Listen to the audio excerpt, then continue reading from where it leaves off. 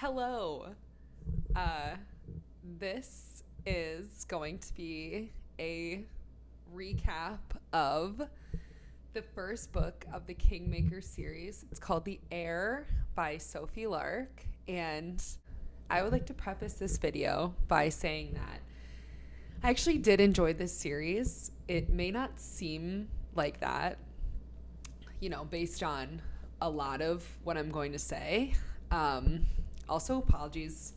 I have a lot of notes below me, so if you see me looking down, I'm looking at my, 15 pages of notes that I did for just this book. Just to put a little bit of context into my credentials reviewing this book and recapping, I'm a very big romance book fan. I am a very big Kindle Unlimited girl. I have the app on my phone, and I will read on my phone whenever I have free time. I'll even read on my phone when I don't have free time. And those books are 99% romance books. So I have buzzsawed through a lot of romance books in my time. I also am no stranger to the toxic and dark romance books. I like them. I would not wish those relationships on anyone or myself, but I do like to read about them, and it's fun when they're not real people, okay? So I'm pretty easygoing when it comes to like a storyline. I'm not super, judgmental about people's choices. I have some very specific do's and don'ts that we'll get into as I go through this, but I'm pretty easygoing when it comes to how lax I am with the ridiculous antics that some characters get up to in romance book. Now that I've presented all these credentials to you, let's start talking about The Heir, which is the first book in a 5-book series by Sophie Lark. So this is the Kingmakers series. It's the first book. I originally, when I started doing this, wanted to do all 5 books in one video. And seeing as this video is going to be around 2 hours long, I am not going to put everything into one video, or else it would be, like 6 hours long. And I'm not going to do that to you, okay? Or myself. So I have ended up splitting this up into parts. I know that I'm going to do the first book in this video. I'm debating if I'm going to do 2 books in one video going forward. We will see. We're just going to do the first book for this video. So, even though this is only the first book, it is still quite a beefy video. It's a long one. Like I said, it's almost 2 hours long. So, get a snack or put this on while you're running errands or cleaning or whatever you want. And let's get into book 1 of the Kingmakers series by Sophie Lark, The Heir. So, our book starts out in one of the main character, Leo's, point of view, and he is, living it up in his Troy Bolton era. He is the star basketball player, like golden boy. Everybody wants to either be with him or be him. He's that kind of guy. The book opens up on them playing their like final basketball game of the school year. I'm like, what season is basketball? I can't even think of it. Leo's team is playing a much better team. But Leo still thinks, quote, every one of their players is better than every kid on my team, except for me, and me is all I need. So this one player has been getting especially aggressive with Leo all game, and he knows it's because there's like NBA coaches in the stands watching the game. He gets the ball away from this guy that's like been antagonizing him the whole game, and the crowd starts going crazy, and he thinks to himself, quote, there's no feeling quite like being adored by 1,000 people at once. So this gives you like a good idea about the type of person that he is. He gets a lot of attention and he loves all of that attention. He is just likes to be the main character. Okay. To put a little bit more detail into these characters, I will be putting up photos of them as we meet them so that you can get a little bit of a better idea about what I think they look like in my head. And then this is where we meet our second main character. Her name is Anna Wilk. Okay. Anna and Leo are childhood friends, and they have basically grown up together, and he describes Anna as, Anna is the only person that I've ever met more intense than me. Sometimes she scares me a little. Mostly she's my balance, my rock. Anna is also the captain of the dance team, and she's the head choreographer, and Leo describes all of her dances as wild, intense, and hard-hitting. So Leo's team surprisingly wins the game after halftime, and then they go get ice cream. Next chapter, we are introduced to our third and final main character, and he is the menace of the century. His name is Dean Yenin. Dean Yenin is the son of a Russian mafia member. Dean's father is the head accountant for the Bratva, which is the Russian mafia that they are a part of. His father was betrayed in some way by Leo's family, resulting in his father getting, sorry, it's not funny. It's not funny. Resulting in his father getting severe burns down half of his body. Now, the reason that I'm laughing is because there's no way that Sophie is not picturing Two-Face from Batman when she's explaining this guy. It's literally perfectly half of his body. Like exactly like Two-Face from Batman. Like she really just said, I'm just going to make Dean's dad just Two-Face from Batman. So that's why his reference photo is Two-Face from Batman, because come on, like you can't tell us that and not expect everyone to picture that that's Two-Face from Batman. Okay. There's a lot of family connections in here. It's important to note that Dean's father is Leo's mother's brother. So Dean and Leo are actually blood cousins, okay? Anna and Leo are not blood cousins. Dean and Leo are blood cousins. It's gonna get confusing, I promise. Dean absolutely despises Leo and his family because of this ordeal that resulted in his father's injuries. Dean's father's injuries also caused his father to become like severely agoraphobic. He basically never goes outside unless he absolutely has to for business. And even now he really isn't really doing that. So he's kind of just holed up in the house, kind of rotting away in despair and anger. Dean's father also met Dean's mother when he was in the hospital being treated for his injuries, and they fell in love, and then they had Dean. But Dean's mother left years ago due to reasons we do not know, and we do not know where she is. We meet Dean when he's competing in an underground fighting ring in Moscow. And Dean is described as 6'2" and like lean and wiry. So he wins, and we see that he's a very talented fighter. On his way home, though, 3 people attempt to mug him in an alleyway when he's walking back from the fight, beats the first one up, and then he stabs the second one in the liver with medical precision, as he says.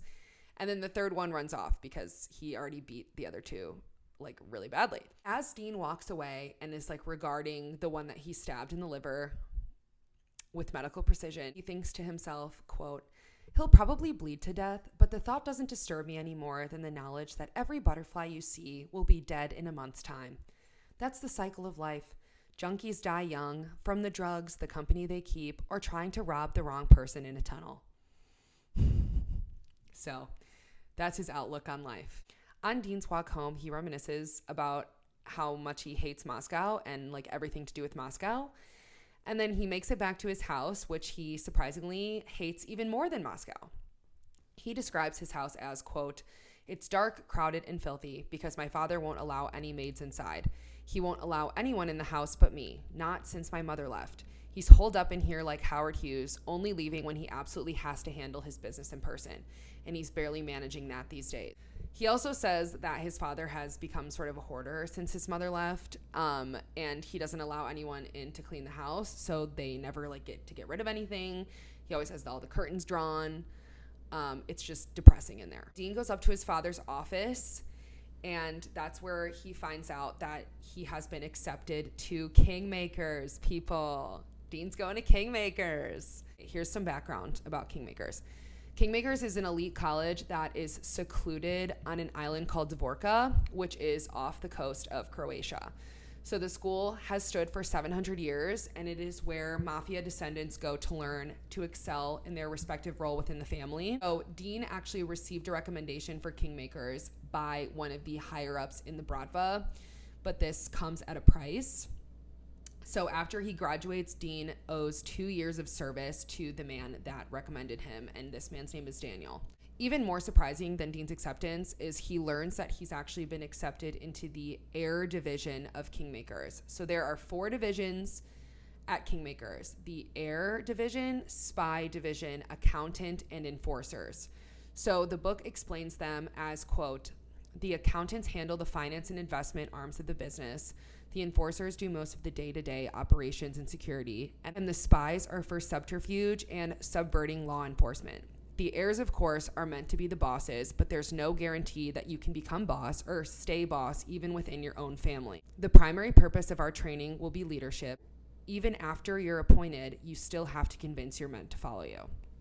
So the different divisions, you have different classes where you train for, you train to excel in whatever role you will be put in once you graduate and join, return to the mafia full time. Dean finds out he's going to Kingmakers, and he finds out that he's in the air division. And then we jump to the next chapter, which is 3 months later, and this is in Anna's perspective. So for your visualization, Anna is described as blonde with pale blue eyes, and she is slim with a medium height. So I don't know if that helps. I picture Anna as Luna Lovegood. So do with that what you will. Anna also wears heavy black eyeliner, and she likes to express herself through her clothes, which mostly consist of edgy styles with a dark palette. It's the day before they all travel to start their first year at Kingmakers, but it is also important to note that once they start school, they can only talk to their family in one of 2 ways. So they can either use the designated school landlines, or they can write letters to their loved ones and go to the post office to drop them off and pick them up. The school also does not allow any personal technology. You have to handwrite all of your notes and assignments. And once you go to school, you cannot return home until that next summer. So you are at school the entire year. Anna says her goodbyes to her 2 younger siblings and her parents. And she kind of has this heart-to-heart with her dad about how nervous she is, and then she kind of finds out that she's been accepted into the air division, which is uncommon for women. And her father's like, you're my firstborn, I want you to be my heir, and all that stuff. And so that's nice. Progressive, the bar's at the floor. Anna and Leo are traveling together because they're both from Chicago, and nothing important really happens. We just kind of learn that they're beginning to see each other in a different light. We also get another reminder that Leo and Anna are not blood related. That they, just so you know, can you hear me clearly? Can you hear me? They are not blood related. They grew up together, so they call each other cousins, and they call each other's parents aunt and uncle, but they're not actually blood related, you guys. Don't worry. Leo and Anna finally make it to the port town where their boat will be departing from, and they're going to spend the night there. So that night in town, they go to a local restaurant, and they meet some more freshmen that will also be attending Kingmakers. We also get a little bit of background into the annual school competition, guys. There's an annual school competition called the Quartum Bellum. And the Quartum Bellum is a series of 3 challenges that take place during the school year, and it's between each of the grades. So The freshmen, sophomores, juniors, and seniors, they all compete against each other, and every round eliminates one grade until there's one left standing. And it's important to note as well that you need to vote a grade captain that will be like representing your team, and it's a really big like flex to be the captain. We are also told that the Cortumbellum exists to practice the skills that they learn in school. So that's all you're getting. It's just to practice the skills that they learn in school. That's the whole reason. Any questions? Too bad. This restaurant, they overhear this group of boys talking about the Cortumbellum, but before Leo can kind of like get in on their conversation and be like, oh, you guys talking about, I'm so excited. I want to be captain. They change their conversation and they just start making fun of this kid at a table next to them who's eating alone. Because this kid looks poor and he's like a loser. And so they're making fun of him and they're saying like, I didn't know that there was a chauffeur division at Kingmakers. Like, oh, are you going to the chauffeur division at Kingmakers because you're so poor and your clothes are shabby and you're a loser? Leo intervenes and kind of defends him. And we learn that this boy's name is Aries Cirillo. And Aries is from a small Greek island, which is called Syros, and his family is only considered mafia in their name. So they are part of like the first 10 mafia families like to exist, but his family does not participate in the business, and his father works as a tour guide.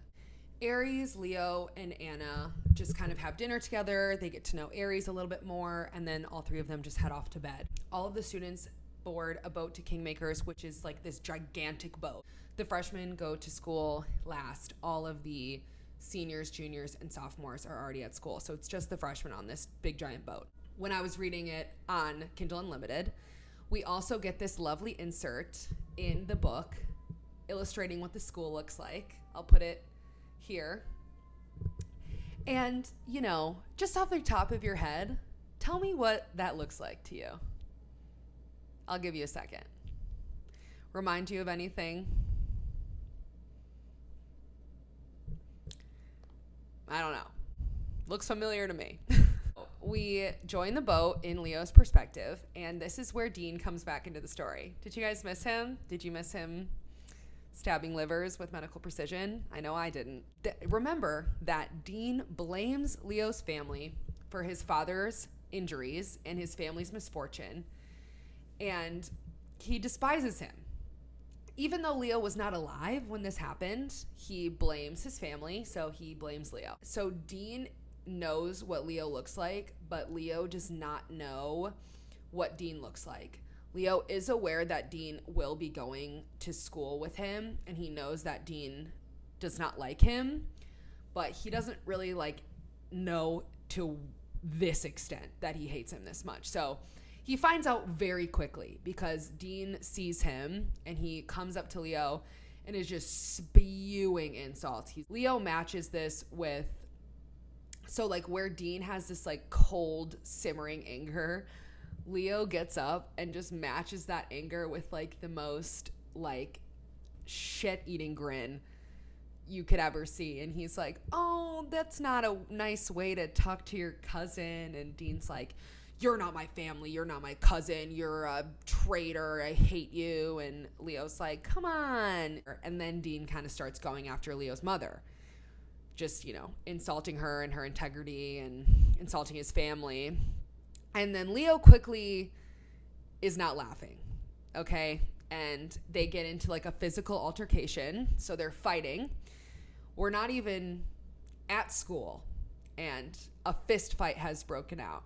So things are going really well. So the fight quickly gets broken up, and Leo returns back to where Anna and Aries are sitting. We also get a little bit of insight into the fact that Anna is kind of like a Dean apologist already, because she's like, did you even try to talk to him? And he's like, he came in swinging saying that my mom is the worst person ever. Why do I have to try to be no, let's sit down.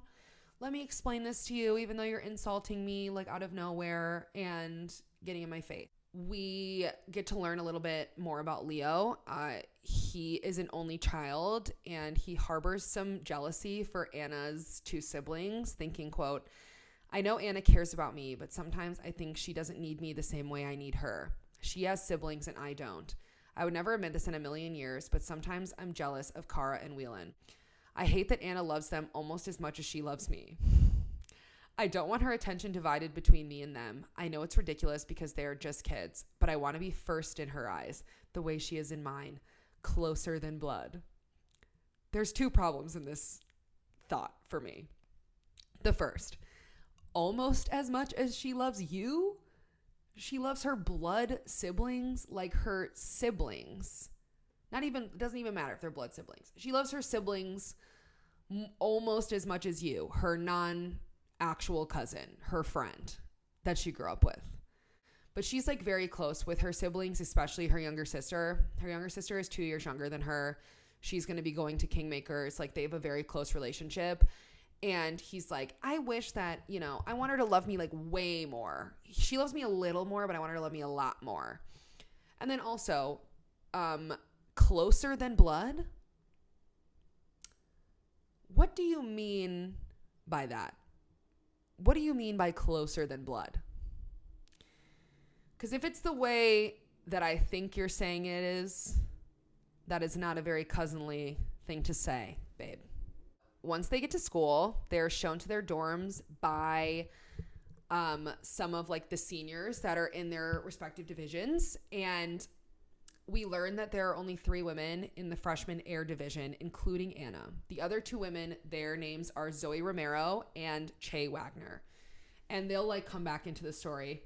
But just so you know, I'll put them up on the screen as well so that you know who I am referencing. So Leo also learns at this point that Dean has been accepted into the air division as well, and that they will be in the same dorm. They're not going to be in the same room, but they are in the same dorm, which still sucks.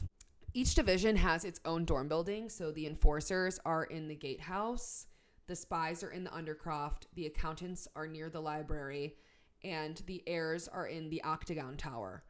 So the undercroft is like this underground hole. It's not a hole. This underground like bunker basically with no windows that the spies are in. The octagon tower is right on the like cliffside of the school, so they have a really pretty view of the ocean. I don't know what the gatehouse is. I can only think of horse stables, even though I know it's not, but I can't not picture like a bunch of students having to sleep in horse stables. The senior that is showing Leo and the other freshman male heirs around makes sure to let them know that men severely outnumber women at Kingmakers, shocker, and he does not recommend trying to date any of the women because majority or a lot of them are already bound into marriage contracts. And if you get one pregnant, he says if you get one pregnant, her family can have you castrated. So if that's not a good deterrent, I don't know what is. The next day, Dean wakes up super early and he decides to go punch a bunch of punching bags because remember, he's a street fighter and he loves to fight at the gym on campus, like at the literal crack of dawn. Like it is like ungodly early in the morning. And he's like, I'm going to go work out all of this aggression and hatred that I have in the gym. He kind of takes a wrong turn and he ends up at the back of, it's the Armory. That's where the gym is. And he sees like this old cathedral through a bunch of trees. And then he sees somebody in the like old cathedral because it's all kind of like crumbling down and stuff. And so he sees this blonde girl in point shoes dancing to the song Love Chained by Cannons. And here's the thing about Love Chained by Cannons. I love this song. I was reading this book and the fun thing that she does in Kindle Unlimited, shout out Sophie because I really like that she did this. When you're scrolling through Kindle Unlimited and you're reading and it says specifically she puts on this song and then they have like an opportunity where you can like it's linked in the book, and you can click on it and it'll just take you right to Spotify. So I was like, oh, okay, I want to like feel immersed in this book. I'll just click on the song and see. And so I start listening to it and I'm like, oh my God, I love this. I listened to it about 15 times on repeat, minimum, while I was reading this book. And then I was like, okay, I love this song so much. Let's see what Cannons is all about. Cannons made this really good song that I like a lot. Let's see what the rest of their discography is. So, spoiler alert, I love this band. I've listened to their 2 albums a bajillion times. I love them so much. I like this band so much that I bought a sweatshirt. See? I'm a big fan. Okay? I'm not kidding when I say that. If anything good came out of this book, it is Cannons. Cannons, if you're watching this, you're not, but if you are, I love you. Anyway, back to the book. So Dean is like, who is this ballerina? And he kind of like hides behind a tree to watch her. And we can deduce that this is Anna, but they do not know each other. So we're just going to refer to her as like the blonde girl or the ballerina for now. But we know that this is Anna. So Dean is so moved by this ballerina's performance in this cathedral to love change. And he thinks to himself while he watches her, quote, I've never seen dancing like this. It's vulnerable. It's raw. It's emotional. The song is sad yet yearning, about a love unrequited. But it's not the kind of thing I would usually listen to. I don't give a about love, and I certainly don't listen to maudlin, whiny music. Take that back. But in this moment, this girl seems to be embodying the emotion of the song to such a degree that I can't ignore it. I can't not feel what she's feeling. So he ends up like getting lost in her dance, and he just is like still standing there watching her when she turns around and spots him because she finishes the dance and she turns around. She sees him like leering through the trees and she is furious. He can tell that this girl is like, what the hell? Who is this creep? And he's like, oh my God, she saw me. And he like runs away. So he goes to the gym where he was actually supposed to be the entire time. And he is like doing his workout and he can't get this ballerina out of his head and like how talented she is and how emotional the dance was and all that stuff. He finishes his workout and he gets like naked to go shower, and then he realizes that he forgot a towel. I told you it's so early in the morning. It's like heinously early in the morning. So there's nobody else in the armory right now. So he's like, okay, I'm just going to rush out and grab a towel because there's nobody in here. And so he's like running to get a towel. He takes one of the towels and he's like running back to the shower room, like butt naked. So I'm just like imagining him because he thinks to himself like, oh my God, it's really cold. Like it's so cold. I want to get into the shower. And so he's like kind of hurrying while he's like trying to run to go into the shower. Picturing him like butt naked, just like, oh. And so as he's hurrying to get back into the shower room, he runs smack into someone else, kind of like, or they fall over together because they, and he realizes that the person he's laying on top of naked is none other than the blonde ballerina, the equally naked blonde ballerina. And this reminds me of the proposal scene, or the scene from The Proposal with Ryan Reynolds and Sandra Bullock. I love that scene. Just thinking about that. So they run into each other and they both kind of scramble up, and the ballerina is like, you freak. Like, I saw you watching me. Did you follow me in here? Like, get away from me. And he's like, no, I came in here to work out. I'm not following you. And then I went to go shower. The ballerina's like, this is the girls' locker room. Why are you in here? And he's like, no, this is the boys' locker room. And then they both kind of realize after fighting about it that they actually don't know which locker room this is and who's not supposed to be in there. And so she's like, whatever, I'm showering in here, like, get out. And he's like, no, I'm showering in here, you get out. And she's like, no, I guess we're just gonna have to both shower in this shower room. So they are both showering. They're not showering together, but they're in, like, you know, those big it's like communal showers in like a locker room. You guys, you know what I mean. I don't need to over explain everything to you. I'm sorry. I know you guys know what a communal shower is. They're both showering, and he's like glancing over at her, and he's like, oh my God, she's like naked showering next to me. Like, this is crazy. And once they're kind of like towards the end of the shower, Dean hears two girls coming into the locker room. So it was in fact the girls' locker room. And they come into the shower and they're like, oh, are you lost? Like, hello? Scurries out of there. And he thinks to himself that even though it was embarrassing, he can't bring himself to regret the encounter. So next, we get Anna's point of view, and this is after the whole debacle. So she's at breakfast, and she's kind of hoping that this guy that she ran into doesn't go tell his friends about this whole encounter. She doesn't know what Leo's cousin looks like, so she doesn't know that this is Dean.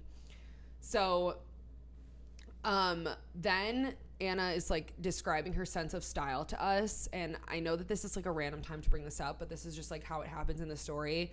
So she's like talking about how she dresses according to her mood, but it's always like in a dark color palette. It could be like goth or like vampiric or something like fantasy. She can dress like witchy, all that kind of stuff. All that really matters is that it's in like dark. She likes dark colors. She also says to us, like, quote, never would I ever wear something fuzzy and pink. No shade on the girls that like it. It just isn't me. So I wanted to bring this up because this is something that I find really important in the books that I'm reading. And let me rant. I'm just going to rant for a second. You can skip this if this is boring. But I just really am sick and tired of the I'm not like most girls trope. I don't like it when the main character in a book is looking at someone and thinking to themselves, oh my God, she's wears so much makeup, like she's caking so much makeup on her face, or look at how like provocatively this person is dressed, or look at how they're acting and all that stuff, especially when you get it a lot of times when it's the female main character and she sees the male love interest like flirting with another girl, or there's this other girl that was like with him before they met or something like that, and she's looking at her like, oh my God, like of course she would wear that, and like you can't even see her skin under all of that foundation, like, you know, the type of thing that I'm talking about. And I just think that we're at a point where why does that matter? And so I think that Anna is an interesting female main character because she does wear like a ton of makeup and she expresses herself in like a very specific way, and she just really likes the stuff that she likes.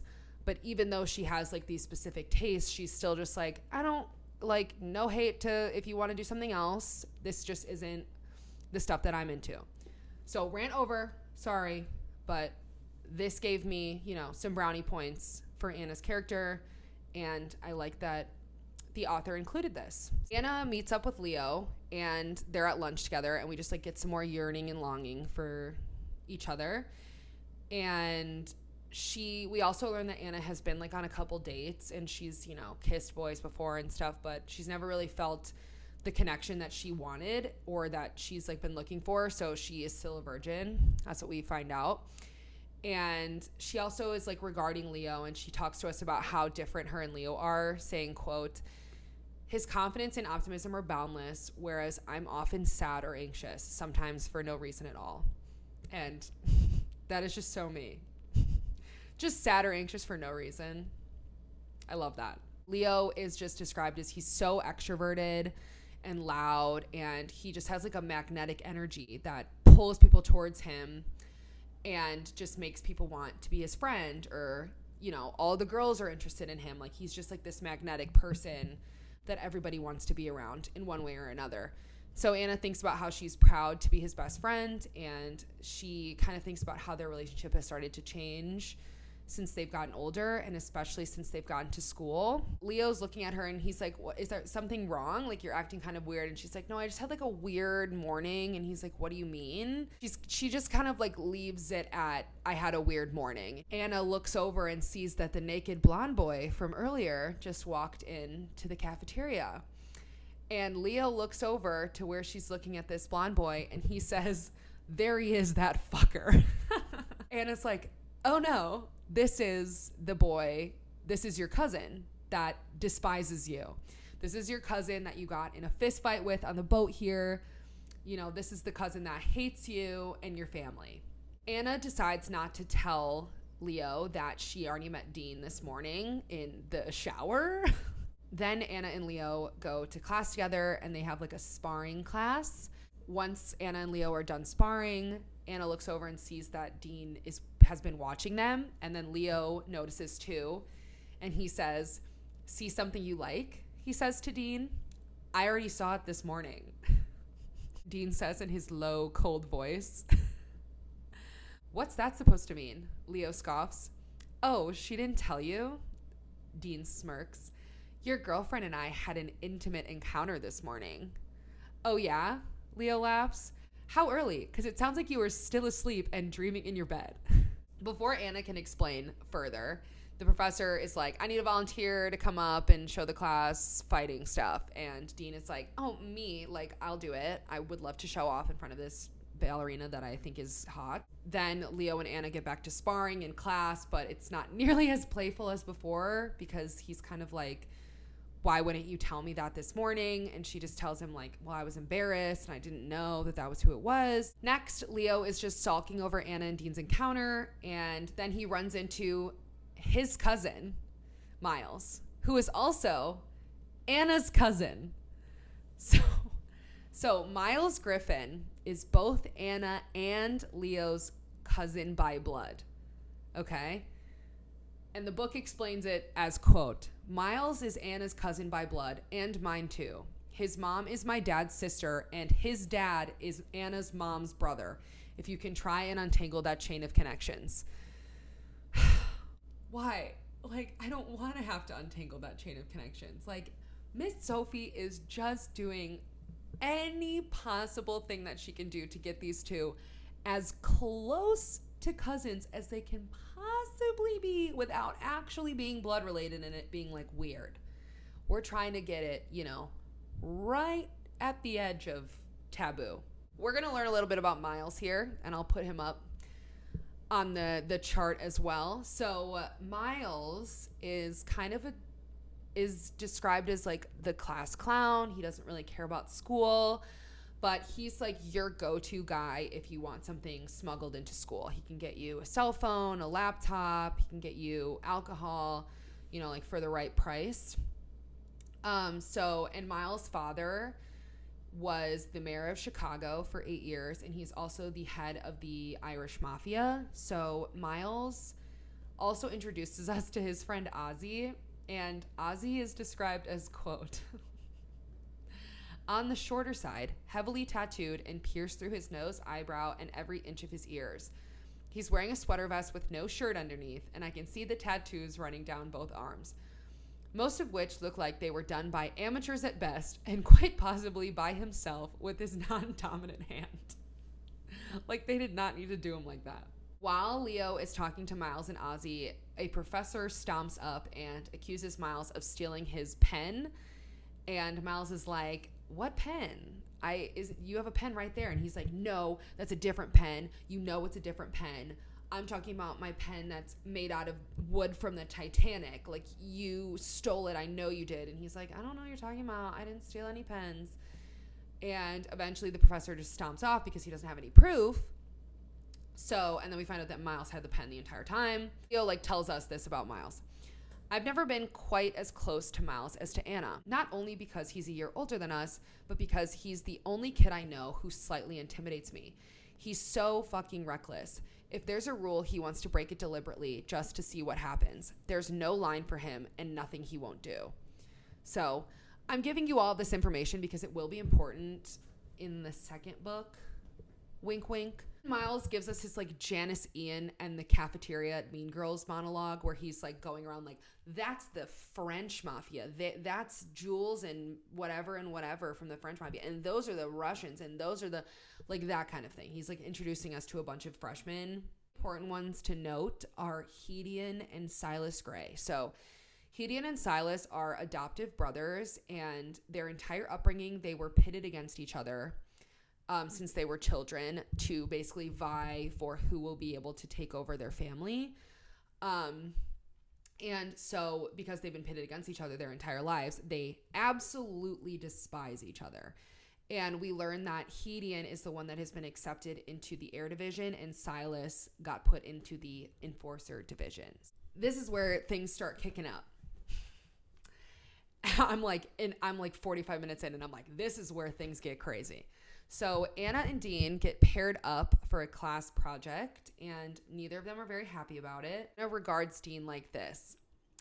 And okay, here's where I really was like, this is Draco Malfoy. Like, this is Draco Malfoy. She tells us, quote, "The softness of Dean's features does not at all match his personality. The white blonde hair, the fine pale skin, his long lashes, and his pouting mouth are completely at odds with his constant sneer and his body, which looks carved out of marble.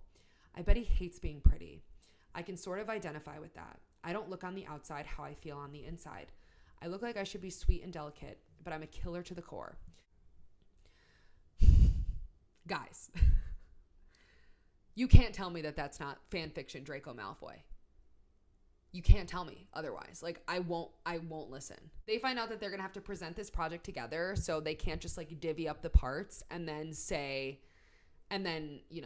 do the project separately. They're going to have to do it together since they have to present it together.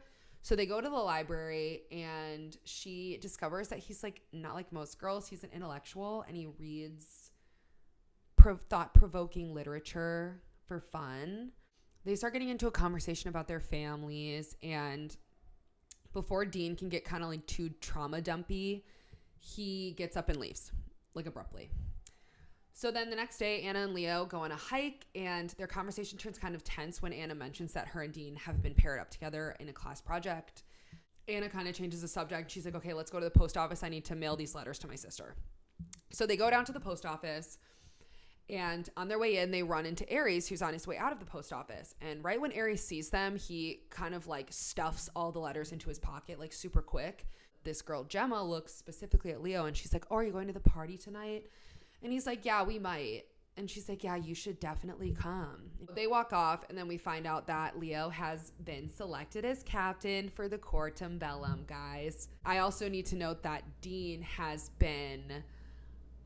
Dean also wanted to be captain, because I'm sure that Dean is going to take that really well. So, surprise, surprise, Dean is absolutely furious when he finds out that Leo has been voted captain. And he thinks to himself, quote, "Leo Gallo, the golden boy. He gets everything he wants. The professors don't seem to care that he's lazy and conceited. They fawn all over him anyways. And the one girl, the one person I give a fuck about, the one I wish could see through his bullshit, she likes him better than anyone. Much better than me. She's his best friend." We find out that, like, during this time while they've been working on this project together, Dean has formed quite an infatuation with Anna. And he's been like sneaking over to the cathedral to watch her dance like a lot, like every morning. So he has like he has an infatuation with her, and he's like, she's the best of the best, and I want the best. Like, I have to have her. She's going to be mine, and I'm going to take her from Leo, and she will fall in love with me. He also is thinking about Leo, and he tells us, "Leo has been ruining my life since before he was even born. He has everything, and I have nothing. Parents that love him, a beautiful clean house, friends and family, his cousins right here at the school, and the most beautiful, brilliant woman I've ever seen by his side. Why does he have it all? Why does he deserve that and I don't? He doesn't deserve it. He should lose everything, just like I did."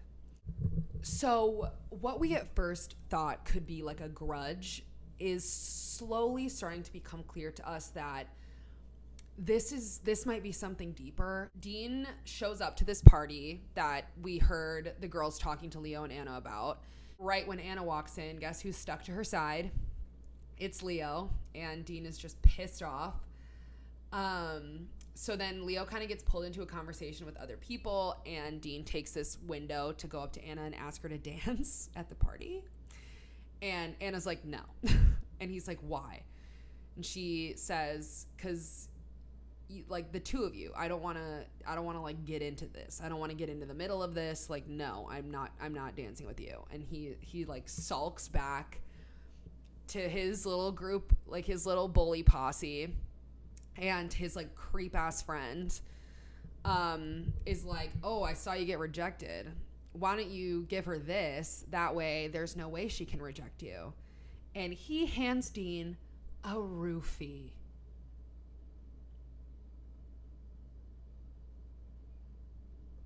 Felon. So he hands Dean this roofie, and Dean is like, no, I'm not going to use that. And he's about to throw it away. And then he sees Anna and Leo talking, and he's like, you know what? I actually have a better idea. I know where I can use this roofie. I have an idea. So he calls over the girl that invited Leo to the party, the girl Gemma. And he's like, hey, Gemma, I know we've like literally never spoken, but you should give Leo this drink. You should give him this specific drink, and then you should toast to him about how he's going to be captain for the Court Bellum. Like, you should go do that. Like, he would love that. And she's like, okay, because she has a crush on him. And so then we jump back a little bit, and we're in Anna's point of view from like right before the party. So they're walking to the party, and her and Leo kind of like lag behind their group of friends. And she kind of starts telling him, like, I feel like things have been different since we got to school. And he's like, I do too. I feel like things have been different since we've got to school too. And it looks like they're like finally about to have this conversation where they're taking their relationship from platonic to something more. Because it seems like, based on like how they're talking to each other, that they both feel the same way. Before they can get more into this conversation, they kind of get like pulled away. As Leo is going back up to his friends, he says to her specifically, quote, I want to finish our conversation later. So he does say, I want to finish our conversation later. She also watches Gemma walk up to Leo with the roofie drink that no one but Dean knows is roofied, and the creepy guy. So Dean and Dean's friend know that there was like that drink is roofied. I actually don't even know if the friend knows if it's roofied, but Dean knows that it's roofied, and no one else does. Gemma doesn't know, Leo doesn't know, Anna doesn't know, etc. But Anna sees Gemma go up to Leo with this drink and like be like, oh, toast to you, and gives Leo the drink, and he drinks it. This is gonna go really well. This is where things get bad. So a little bit more time goes by, and Anna's like, okay, the party is like been going on for a while, and I haven't seen Leo for like a minute, and maybe he's like, I won't, like, maybe he's in the woods it's a beach party, so she's like, maybe he's in the woods next to the beach, and like we can go like have our little conversation then, you know, like now, like maybe we can have our conversation now. I'll go look for him in the beach. So you can probably see where this is going.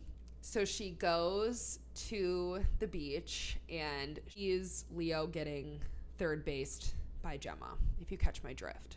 So I want to do a little bit of like a trigger warning for this next part, and there's honestly a couple more parts with like sensitive content in this book. So if like sexual assault makes you uncomfortable or is triggering to you, I would honestly advise not watching this if that's something that is damaging to you, because we're gonna have to get into it a couple more times in this book. So if that's not something that you want to have to hear, then I would advise just clicking off this video. I can also timestamp when we get off of this subject if you want to continue, but I just want to warn everyone that we are going to be getting into some upsetting subject matter. So we're now in Leo's point of view, and he does not feel well, and he basically thinks he's like dreaming, and he looks down and he's like, oh my god, Anna's like giving me third base.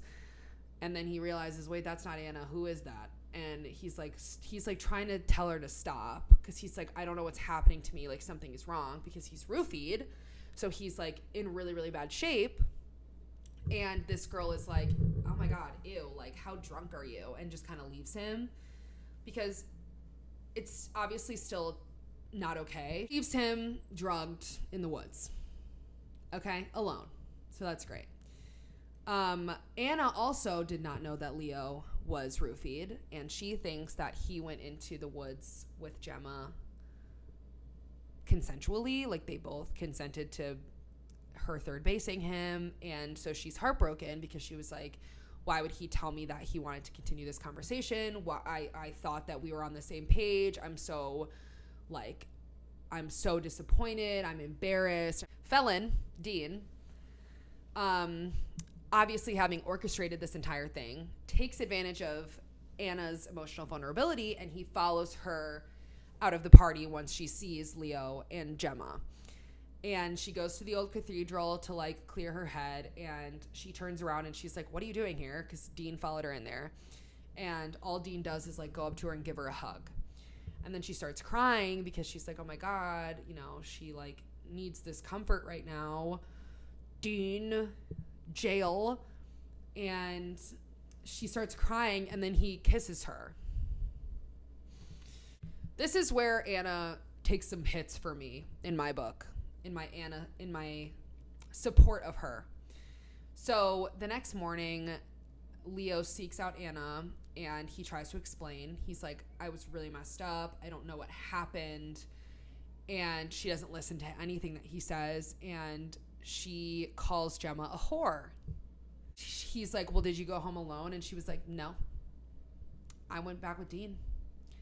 And Leo is pissed, and she's just saying this. She did kiss Dean, but she's making it seem like it could have been something more. She's not specifying, and she's doing this to get under his skin. And Leo's like, he's only like interested in you to piss me off. And she's like, you can't possibly imagine someone being romantically interested in me, blah, blah, blah. But it's like, Anna, girl, he's harbored this deep disdain for your best friend. And now all of a sudden he's swooping in on you. Like, I'm not saying that nobody's interested in you, but like, don't you think it's a little strange that it's this specific guy with this specific vendetta against your best friend and cousin? Conversation ends really badly because they've both said things to hurt each other, and they go their separate ways. So after class and after this like friend breakup with Leo, Anna returns to her dorm, and she finds creep ass Dean waiting there for her. Boys are not allowed in the girls' dorms, but Dean literally doesn't care. So he's just going to do whatever he wants. Dean already knows how this conversation is going to go, that she's going to be like, listen, I was really hurt. Yesterday was a mistake. And he basically is like, Anna tells Dean that Leo thinks that Dean only kissed Anna to get back at Dean. He says he had you right next to him all those years, and he didn't do a damn thing about it. I mean, let's also think about the fact that they were in high school, and they went to the same high school, and their parents are so close that they call them aunt and uncle, and they were raised together, and that their parents would lose it if they started dating. And that's been like conditioned into their heads because they literally are like, you're cousins. That's it. You're cousins. So it's like, what could he have really done? And it's a two-way street. She could have done something too. I don't know why this is his fault. She tells him, what I feel about Leo, it's not a crush. It's not something I can turn off even when I'm pissed at him. And he says, I don't care. So then he tells her, like, give me a chance, like, please just go on one date with me, but like, I know, like, even if you don't want to be with me after the date, like, I understand, but just like, give me one chance, like, give me one date. And she's like, okay. She accepts. But she tells him, like, listen, I know you and Leo are not on good terms, like, I really don't want to be the cause of like even more anger. So this is when I'm starting to get pissed off reading this book, okay? Because now we're in Leo's POV, and he's describing how he like thought the apology would go, thinking, quote, I knew I'd fucked up somehow, but I didn't really feel like it was my fault. It all seemed like a dream, like it had happened to somebody else. So I waited outside of her dorm to apologize, but it was only a half apology. My head was throbbing, my stomach was churning, and I thought Anna would see as clearly as I did that the night before was just a stupid mess and it didn't mean anything. I thought she knew how much I felt for her. Come on. Like, it's so sad. Like, it's just so depressing that she won't listen to him. And you would think after being friends for, I don't know how, they were freshmen in college, like 19 years, like they grew up together, that you wouldn't know this person and their character and even think to hear them out about what happened. Like, you're going to ice them after one. I know that it's bad. Like, it looked bad.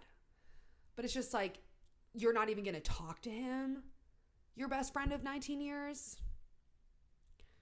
Okay. And just to make matters worse, Anna and Dean like start seeing each other, and Leo just has to watch them like holding hands and like kissing and being like coupley around campus for like weeks. So he's like really in the trenches at this point. How long has it been? 30, 40 minutes? An hour? I don't know. But folks, we finally get our first Quartambellum challenge. So we finally find out what the first challenge is. And the first challenge is capture the flag.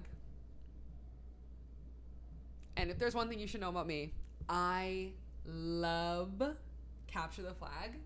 I love playing capture the flag. I love reading about capture the flag. I love capture the flag.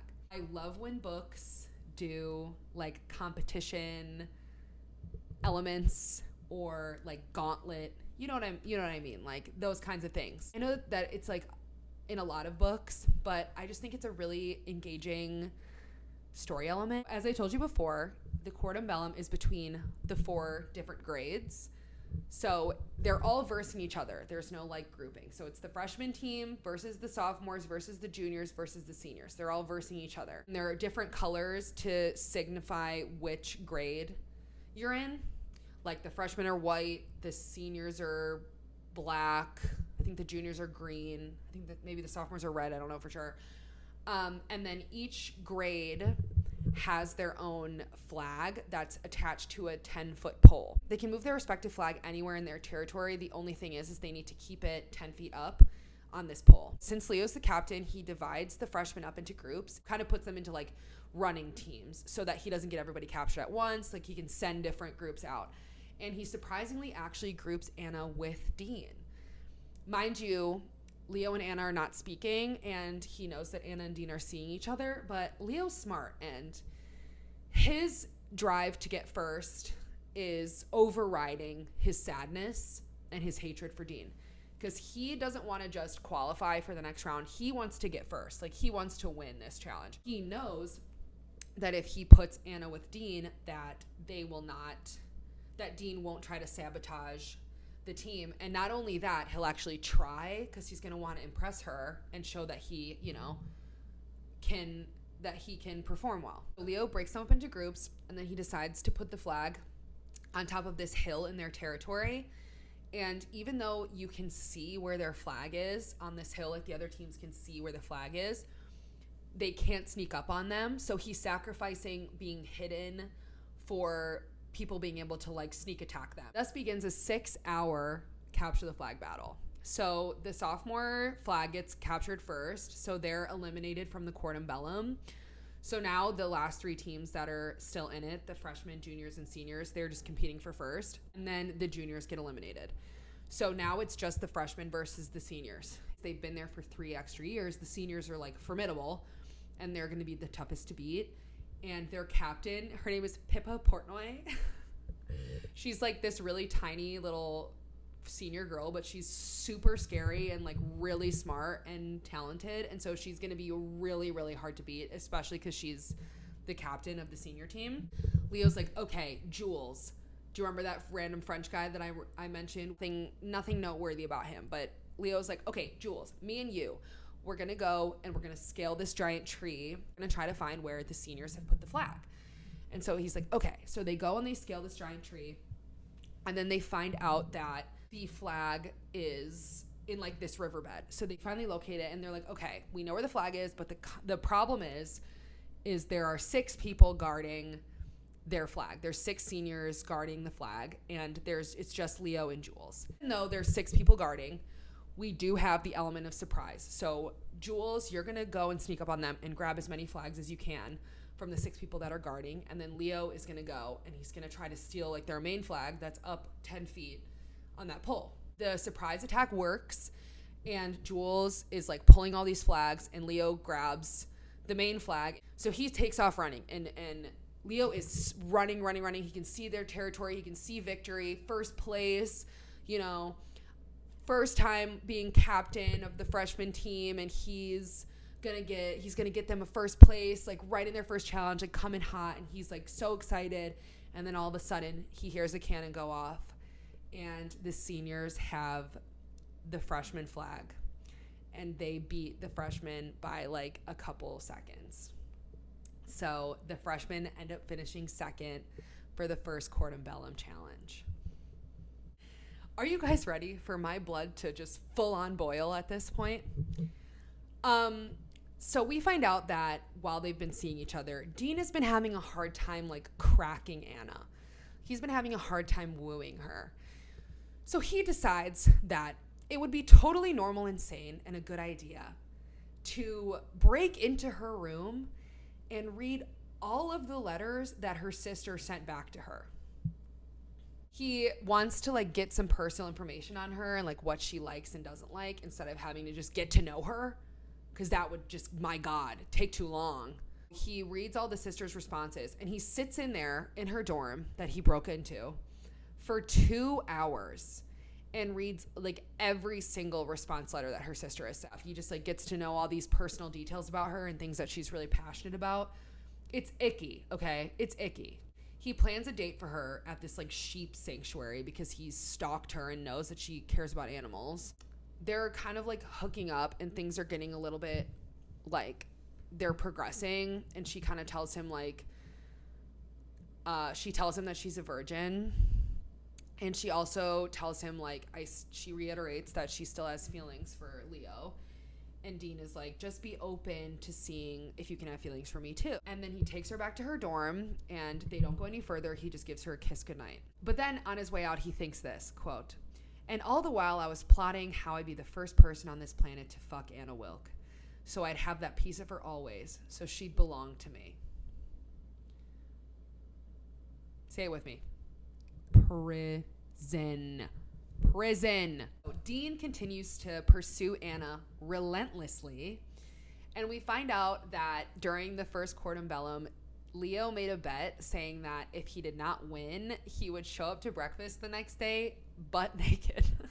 Everyone's at breakfast, and then Leo strolls in, and Dean is thinking to himself, like, okay, he's at least going to be embarrassed. But then Leo comes in, and Dean says, quote, "Leo strolls into the dining hall at the stroke of 8, naked as the day he was born. He's grinning and waving at his friends, freshly showered and wearing only a pair of flip-flops." So to Dean's fury, what was supposed to be an embarrassing experience for Leo has only made him like more beloved and popular. All the people just get to oogle at how hot he is. And Dean also notices that Anna has been kind of, even though she's trying not to, she keeps glancing over at him while he's like in the lunch line, like just naked. And he thinks to himself, quote, "I can't help looking over at Anna again. She's watching Leo, the tiniest hint of a smile tugging up the corner of her mouth. Somehow I'm burning with envy. Leo is naked, disgraced, and publicly shamed, and I'm sitting here jealous of him yet again." Victory. Even in the moments when Leo is supposed to be humiliated, he still ends up on top. And this just makes Dean so angry. and that's what you get, Dean. That's what you get. That's what you get for being a stalker, drink spiking felon. So now it's Christmas time at Kingmakers, and we learn a little bit about one of the other 2 freshman heirs. Her name is Zoe Romero. And Zoe is bound in one of the marriage contracts, and the person that she is in this contract with wants to torture her, like is going to make her life miserable when she gets out of school. She's going to have to just be miserable for the rest of her life. It's very sad. And I didn't really touch on this once again, because even though this video is going to be really long, I can't cover everything. But one of the things that I like about this book is Anna, Zoe, and Che, the other female heir. Their friendship is really nice. They have like a very supportive friendship. They're comfortable around each other. And Anna speaks very highly of the two of them. So they arrive at the dance. So Dean like comes up because he's her date, and she's looking at Dean, and then she looks over at Leo, and she sees that Dean looks like healthy, and Leo has literally never looked worse. He looks exhausted. His clothes aren't really fitting because he's not eating, and she says that it kills her to see him like that. Does it kill you, girl? Does it kill you?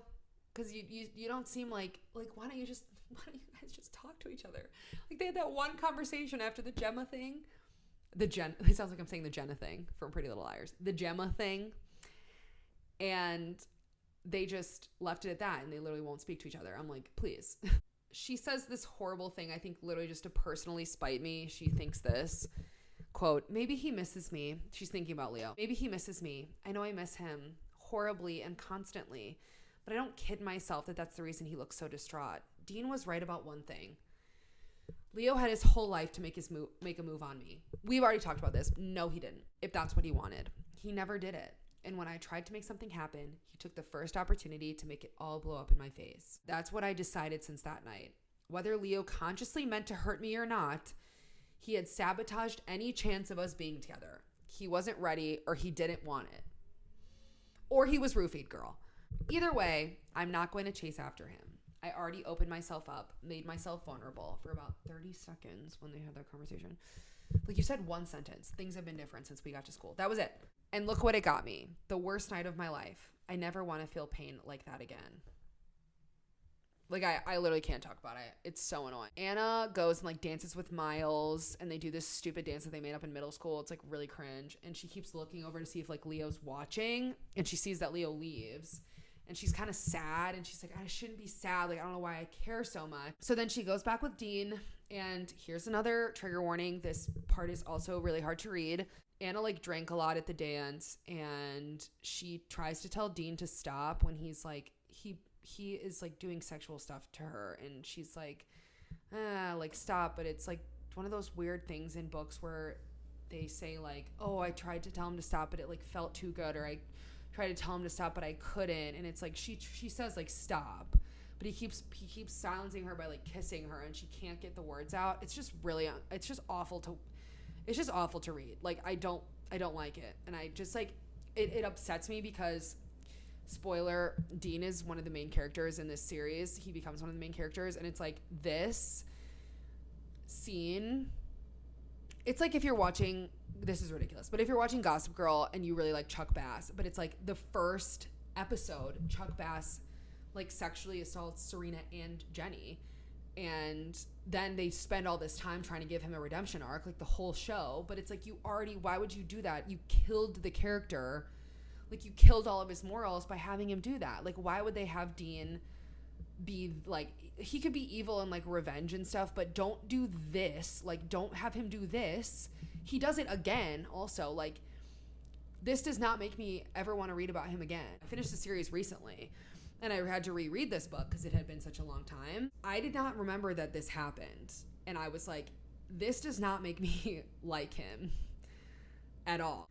Unfortunately, we're just going to have to press on from this.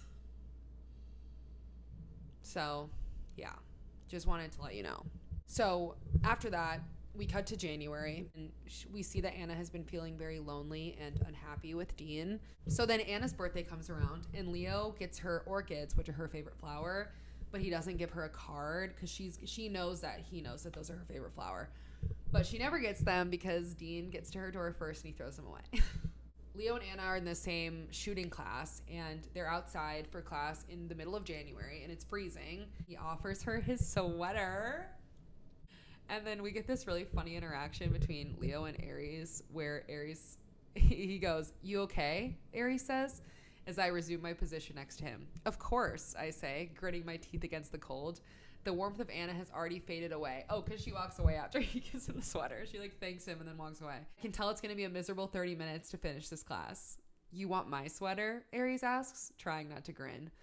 Leo also has been noticing that Anna is not looking like she's doing too well, and he kind of deduces, like, I think they might have broken up. Like, her and Dean might have broken up. She doesn't seem like she's doing well. Class that day, he decides to sit next to her, and they have, like, awkward small talk because they literally have barely spoken for the past couple months. And he says, like, I thought something might have happened between you and Dean, and he even apologizes for being like, I never should have said who you can and can't date. She says, well, then are you happy for me? He says, yes. And that pisses her off all over again, and he realizes that he messed up. Then Anna doesn't show up to school for several days, and bestie stalker shows up to her dean. Bestie stalker Dean shows up to Anna's dorm, and he tries to, like, get past Che, who's Anna's roommate, and Che is like, no. Like, Dean realizes that he miscalculated, thinking that taking Anna's virginity was going to be the way to get her to love him.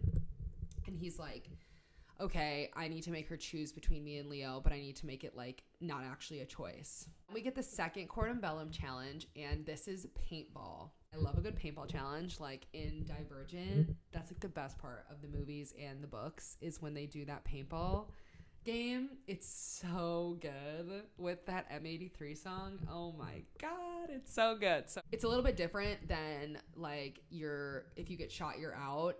In paintball, for this one, each team has a bomb, like a paint bomb, that they have to guard.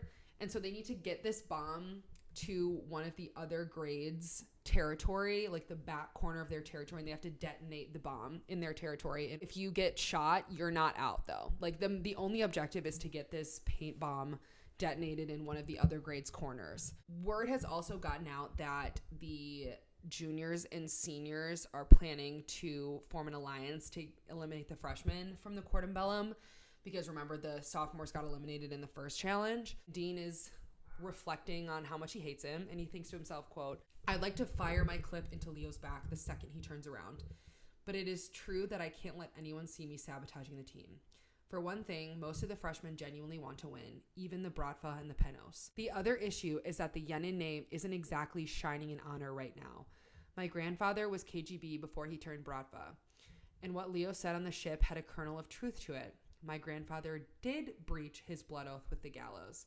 It is a grave offense, would have ensured that he was shunned by the other mafia families until his dying day. The part Leo wants to forget is that his family deserved it. They lied, murdered, and stole from us for years. They transgressed every rule of our people, including when Sebastian Gallo, that's Leo's father, defiled my grandfather's one and only daughter. So they had it coming. Still a black mark on my name. I want to rebuild my reputation at Kingmakers, not show myself as a traitor all over again. That doesn't mean I'm going to help Leo win, though. I'll do the bare minimum I can get away with. And if I get the chance to stab him in the back secretly without anyone knowing, I sure as fuck will take it. Dean's grandfather did breach his blood oath with the gallows. He just, like, came in guns blazing. He only successfully killed Leo's grandfather. And in retaliation, Leo's father strangled Dean's grandfather and was responsible for the fire that caused his dad to become Two-Face, I think. So the paintball game starts, and it's just absolute mayhem. The juniors and seniors basically immediately rush the freshmen to try to take them out of the game. And Leo has the bomb. He has, like, the freshman bomb, and he has it kind of, like, tucked under his shirt, and he's running to try to go to detonate it. So the juniors and seniors gang up against them, but the freshmen, the team that Leo kind of chose to flank him and to guard him, are proving to be very good shots. And this is surprising the juniors and seniors. And so the seniors fall back and just let the juniors take the brunt of the hits. Dean expects Leo, because he's watching this while he's, like, in defense or something. He's watching this, and he expects Leo to turn around and try to run to the senior corner, even though it's way farther. It's a lot less guarded. So he's like, okay, he'll probably chicken out, turn around, and try to run over there. But he keeps on going. He keeps trucking into the junior territory, and he's just taking shots. Dean watches Leo saying, quote, I keep my eye on him as he continues his mad, desperate onslaught into the junior's corner. He gets shot again and again, in the shoulder, in the thigh, then right in the gut. He doubles over, stumbles, and almost falls. He takes a paintball to his right leg just above the knee, and this time he does fall. The juniors are laughing and jeering at him, taking great pleasure in firing at this cocky little shit who had the audacity to think that he could beat the whole school. Even some of the few seniors guarding their own corner have drifted closer so that they can watch. Leo lurches up once more, facing a veritable wall of juniors. There's no possible way he can make it to the corner. He should just give up. With a roar, he charges them anyway. They raise their rifles and fire their paintballs in mass. Ares drowns out the shouts from the other side of the pitch. In the pounding rain, the thundering rifles, and the jeers and yells, I don't realize what's happening until one high-pitched scream cuts through the noise. They've got the bomb. This whole time, we think that Leo has the bomb under his shirt and that he's running to the junior corner to try to detonate it. But Leo actually gave the bomb to Ares, and he's the one with the real bomb, and he detonates it in the seniors' corner. So then the seniors detonate in the junior corner, and the juniors end up, because the seniors obviously double cross the juniors, and the juniors get eliminated. So then they have a party to celebrate, and Anna, Che, and Zoe are getting ready. And Anna thinks about how much Leo has changed since this year started. And this is so cute. She says, she thinks to herself, Leo has changed. I didn't realize it in the heat of the competition, but thinking on it now, it was very unlike him to pass the bomb to Ares and to trust him to take it all the way to the end. Leo provided the diversion. Leo did what he had to do for the good of the team, not caring if it was Ares who got the lion's share of the glory. Leo took an absolute beating, and I know it wasn't just to win for his own benefit. He did what he had to do to be the leader we all needed. He wouldn't have done that a year ago. I wonder if he sees the change in himself. So the girls go to the party, and Anna is really hoping that Dean is not there because she did, in fact, dump him. Anna and Che are dancing, and then Leo cuts in, and Anna and Leo are dancing, and then they have this really sweet moment where they talk about how they missed each other, and they're about to have like this really sweet moment together. And then guess who shows up? Dean. Dean shows up, and he says, "Don't touch my girlfriend." Who is he talking to? I know it's not her. Like, where is your girlfriend? Is this girlfriend in the room with you? Dean is like antagonizing Leo, who, mind you, Dean maybe got shot once. I don't even think he got shot once. Leo is really messed up, like very injured from this paintball game, okay? And Dean is not. Dean and Leo start fist fighting, and then 3 of Dean's henchmen go after Ares, and Ares beats up like all 3 of them because Ares is like this gigantic man. Anna is yelling and screaming at them to stop because Leo is like so injured. Leo puts his hands up and he goes, okay, I'll stop. Dean punches Leo in the face and knocks him out cold. So then Anna and Hedian help bring Leo to the infirmary, and Hedian's like, okay, you've got it from here, and he leaves. And then the nurse treats Leo. They talk to each other a little bit, and then he kisses her, but instead of going to her dorm, she goes to the cathedral and she dances to no music, but she realizes that love change was about him all along to her, and that she obviously loves him and everything. So then she is walking back to her dorm, and she passes the infirmary, and it's like locked shut, and she's like, you know what? I'm not going to go to my dorm. I'm going to go see him and make sure that he's okay. So she picks the lock. She goes in to see him, and he was like, oh, I was waiting for you to come back. Like, what took you so long? Because he just knew that she was going to come back instead of coming back in the morning. And then they have she has like this good sentiment and kind of moment of growth for her where she thinks to herself, Leo is looking into my eyes. All the confusion, the resentment, and the misunderstanding between us have burned away. I've let go of all of it. I don't blame him for anything. I see him, all of him, a person who is young and growing, who makes mistakes, but who is the best person I know, who can't do anything but get better every single day. Girl, why didn't you think this months ago? Why didn't you at least try to think about this instead of just writing him off after your conversation of Gemmagate? Okay, but I'm glad we got there.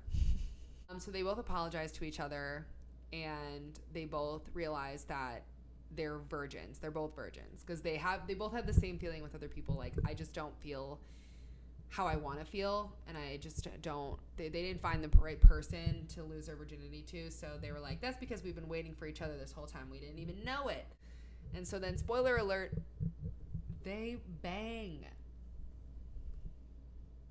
Yeah. Within like a span of a couple hours, they have their first kiss and they bang. So good for them. They finally talked it out. Yay. Over the next 2 months, we now get a parallel because Dean has to watch Leo and Anna fall more and more in love every day.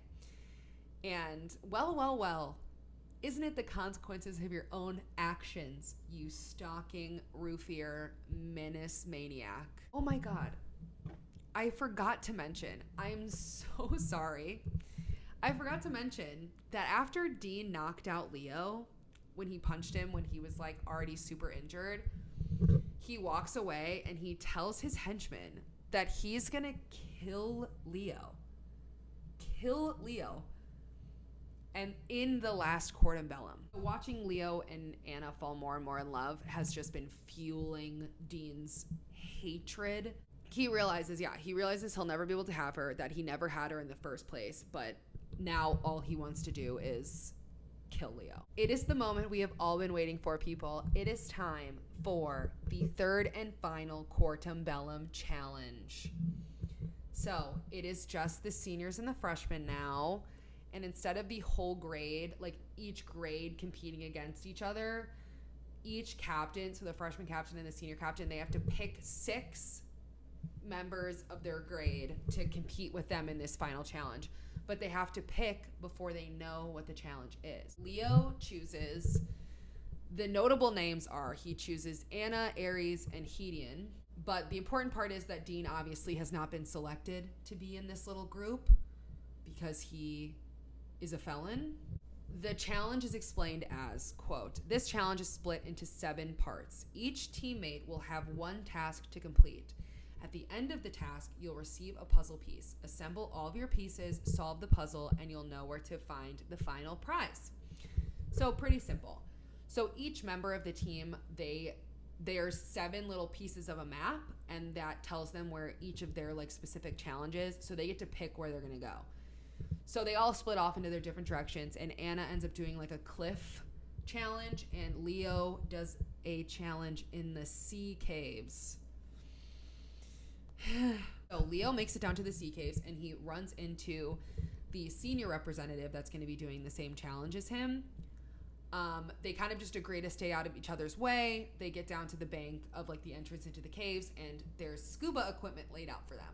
So they put on the scuba equipment, and it's basically you just have to navigate through these really scary, tight, tiny, pitch black sea caves to try to find your puzzle piece somewhere in this maze where you don't know where it is. I mean, there is no way you could get me to do this. You could not pay me to do this. This sounds scary.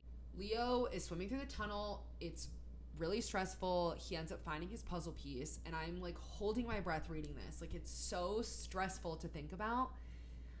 So then he turns around and he's like kind of lost in thought, and he ends up taking a wrong turn on his way back out. And he ends up at like a dead end. So he turns back around to try to like get his bearings. And then this happens. Leo says, quote, as I'm about to turn around, something seizes me from behind. My regulator is wrenched out of my mouth, blinding me with a spray of silvery bubbles. I whip around thinking that Mikhail, the senior, has run into me, or for some inexplicable reason has decided to attack me. Deep down in my brain, the less rational part of me is conjuring up images of sea monsters. Instead, I see something much worse. A boy in a wetsuit and goggles with a shock of white blonde hair floating above him like pale seaweed, and a knife clutched in his hand. Dean Yenin. When he said, I'm going to kill Leo in the Quartum Bellum, he meant it, guys. Dean slashes Leo's air hose and tries to swim away. Leo attempts to like catch up to him, and they kind of tussle a little bit, but Dean ends up getting away, and Leo's air hose is slashed, and he has no air. This leaves Leo with no air in the middle of a sea cave maze. So he ends up being able to swim up to the top, and there's about 2 inches of air that's left at the top of the cave. And he's like, well, how much oxygen is really up here? Like, how long will this last me? And then he starts to feel like really cold water rushing near his feet. And he realizes that the tide is coming in. So then we switch to Anna's POV, and she has successfully retrieved her puzzle piece from like the top of this cliff. She had to scale this cliff with no equipment, and she slayed. So after she completes her descent, she is kind of on her way down, and she sees a blonde person coming out of those caves. And she's like, well, what the hell? And so she goes down there. She passes a different person, the senior, and is like, is Leo in there? Where is he? And he's like, I don't know. Because they agreed to just stay out of each other's way. So he's like, I don't know where he is. And she's like, I have a bad feeling about this. Like, I saw Dean leave these sea caves. Like, I have a bad feeling. So Anna finds the senior's discarded scuba equipment at the beach, and she puts it on, but there's very, very limited amount of air in the tank. There's not a lot. Anna swims into the caves, and she's like sobbing her eyes out under this mask because she's like, he's dead, because she sees the broken respirator. So then she sees a body floating in the water, and she's bawling, and so she grabs onto him because she's like, oh my god, he's dead. And then he grabs her back, and she's like, he's alive. And then they share the air tank, and they end up escaping the sea caves. You guys, they survive. She saved his life. So then they're so funny because they're like, okay, we just survived this near-death experience, but we still really want to win the Cordon Bellum. And I think we still can, because we both have our puzzle pieces, so let's still try to win this Cordon Bellum. So they run up to the hill, and they rejoin their team, and they have like a couple people that are still missing, and one of them is Aries. And then Aries finally comes up, and we find out that his challenge was that they had to get waterboarded for 2 minutes straight until they could get their puzzle piece. So it took them a while because it was really hard. But the last freshman returns, and it's just a race to who can figure out this puzzle, because it's not like a flat puzzle. It's like weird shapes, so they have to try to figure out how it connects to make like what shape it makes. So the freshmen figure it out first, and they realize that it is a skull. And for some reason, that tells them that it's in the Great Hall, the prize. And so the seniors watch as the freshmen finish their puzzle, and they get up and start sprinting towards the Great Hall. And they're like, we lost. Like, they just realized we lost. So they get to the Great Hall, and they win the Cordon Bellum. Everyone cheer. Unfortunately, the book is not over, because we still have that like little attempted murder thing to clear up. But we get another really fun, scary Dean chapter where he's sitting alone, and he's watching the freshmen run up to the Great Hall and win. And he thinks to himself, I thought I could have love. It was impossible from the start. The universe doesn't want me to have love. I've never been given it, not from my father or mother or friends or lovers. I give up on love. I give up on kindness, friendship, integrity, mercy. If all I can be is brutal, vicious, cruel, if that's what I'm meant to be, then I'll be the most brutal, the most vicious, the most cruel. In a way, it's a relief. I'm tired of fighting it. It's time to be who I really am. Anna and Leo are celebrating their victory with the rest of the school, where they start talking about that little fun fact that Dean tried to murder Leo. And Leo maybe did a little bit too much growth. And he's like, listen, I'm not going to rat him out because I understand where he's coming from. When I lost you, I was like so upset, and he lost you, and I don't know, I'm not going to report him, like whatever. But I would report him, but okay. They are finally packing up to leave the school for summer, and Anna finds out that Gemma's friend, that Gemma and her worked out that Dean roofied that cup to give Gemma to give to Leo. So they were like, so they basically all figure out that Dean roofied Leo, and Anna feels terrible. She's like, I'm so sorry. She apologizes to him, and she feels really bad. And Leo's like, oh, I still shouldn't have done it. Done what? Get roofied? Like, you didn't do that.